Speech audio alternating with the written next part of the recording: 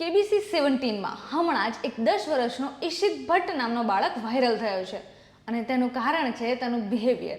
હા, જ્યારે episode air થયો ત્યારે તેઓ બિગ બીને ક્વિઝના નિયમો સમજાવતા અટકાવી રહ્યા હતા અને બિગ બીને એવું કહ્યું કે તમે મને નિયમો ના સમજાવો, મને ખબર જ છે, આપણે આગળ વધીએ.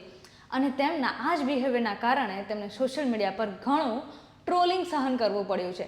અને હવે ઈશિત ભટ્ટે સોશિયલ મીડિયા પર પોતાની ભૂલ સ્વીકારી છે અને તેમણે દિલથી માફી માંગી છે.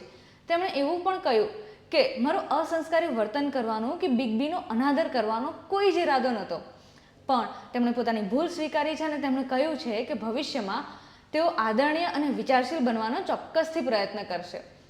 શું લાગે છે કે ભૂલ તો ઘણા બધા કરે, પણ માફી માંગવાની હિંમત તો થોડાક જ લોકોમાં હોય છે.